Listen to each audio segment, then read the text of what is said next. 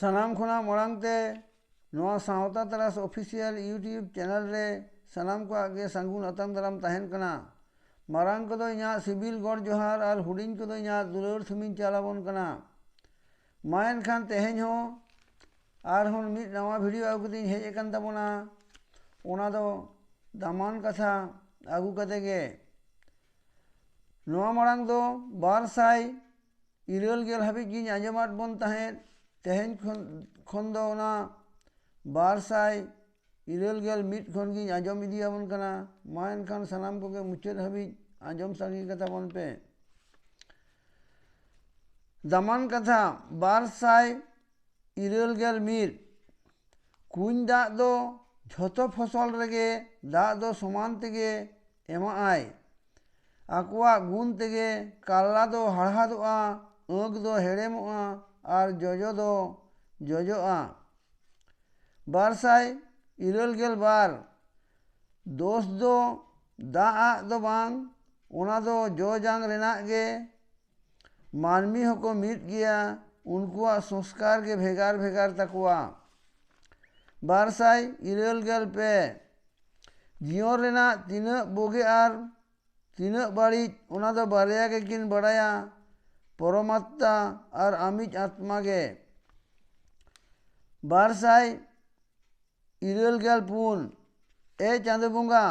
इना हिसाब दो आलम कोइना इना भाग्यो और लगी ते दो आमा कलम के तो चला बार साई इरेल गेल मोड़े आम उकाटा बाम साहाव दाड़िया ओना दो एटा हर दो आलम एमा कुआ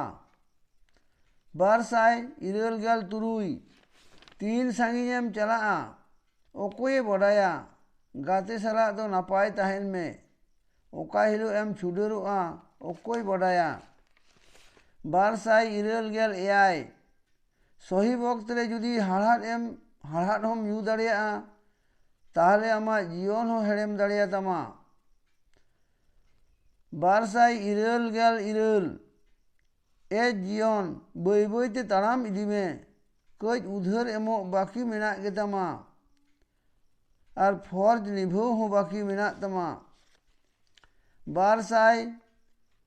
इरेल गेल आरे जीवन रेना किताब रेदो धैर्य रेना मोलार तहेन निहात जरूरा ओनागे पुथी रेना सानाम साकाम दोय बाक्तो दोहो का बार साई आरे गेल आमा स्वभाव दो हमेशा नापाय दोहो कताम ओकारे आम बाम तहेना ओंडे दो आमा स्वभाव गेई तहेना बार साई आरे गेल मिर परिस्थिति जुदी विपरीत गोदोआ मानमिया पुइसे और स्वभाव दो बांग स्वभाव और सम्मत के कामी आगुयाय बार साई आरे गेल बार ओका अक्तरे आबो हर बन अपमान कुआ उन अक्तरे आबुआ मन हबन आद हातार का बार साई आरे गेल पे जीवन हो काठ पेंसिल लेकागे दिनम हिलो ऑल ऑलते हुडिंग उदिक कना बार साई आरे गेल पुन ताकत दो उन रेगे जारूड़ा जखन गे आम होड़ा बाड़िज एम रिकया बार साई आरे गेल मोड़े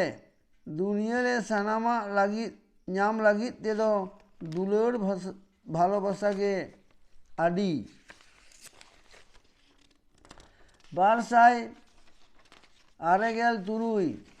परिवर्तन आगु जोंग लागित ते दो बतर जोंग और लड़ाई रे बतर जोंग मानमिया झोतो खन मारांग निचोड़ तेना दो बार साई आरे गेल एआई जीवन रिनिज झोतो खन मारांग गुरु दो ऑक्तो गे ऑक्तो जहां सिखाव मिया ओना दो ओकोय हो बाय सिखाव दड़ियामा बार साई आरे गेल इरेल आमा उढ़ाव मने और राहरा रिमिल जहाँ तीना गे नपाय हेचुआन से सुख संवारते पेरेज आमा कुंबो उड़ा गे आड़ी नपाया 296 नोआ दो सारी कथा के सानाम होड़ गेबन गुजुआ एनहों तबे बांचाव तहन दो आदि होड़ गे बांग बोन बड़ाया 200 जीवन रे हय दाग हिजुग हों जारूड़ा तबेना बड़ाय नामोगा अकोय आमा ती साब आकाद कतामा और अकोय दोय आड़ाग गिडी कतामा मा एनखान बया तेहें दो 200 हाबिज गिन आंजमाद बोना मा एनखान दोहड़ाते सानाम कोगे सिबिल गौर जोहार और दुलोर थुमिन चालात बोना मा सानाम कोगे खुशी और रस्के रेबन ताहें को मा।